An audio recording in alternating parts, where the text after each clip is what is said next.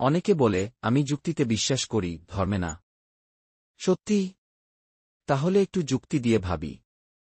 তুমি যখন কাউকে বিশ্বাস করো, যেমন তোমার মা তোমাকে ভালোবাসেন, তুমি কি সেটা প্রমাণ করতে পারো? না, কিন্তু বিশ্বাস করো। মানে সবকিছুই কি প্রমাণ লাগে? না। আস্থা, অনুভব, বাস্তবতা, এটাই বিশ্বাস। আর বিশ্বাস মানেই যুক্তির অভাব না।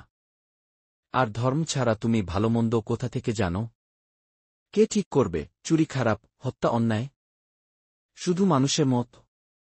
তাহলে হিটলারও তো মানুষ ছিল, তার মতামত কি ঠিক ছিল? নৈতিকতা, ন্যায়, অন্যায় এসব আসে একটা সর্বোচ্চ মানদণ্ড থেকে, যার নাম আল্লাহ। সত্যি কথা কি জানো? ঈমান যুক্তির বিরুদ্ধে না, বরং যুক্তির শেষ সীমায় দাঁড়িয়ে। কারণ যা যুক্তির বাইরে তা সবসময় অযৌক্তিক না। একটু ভাবো।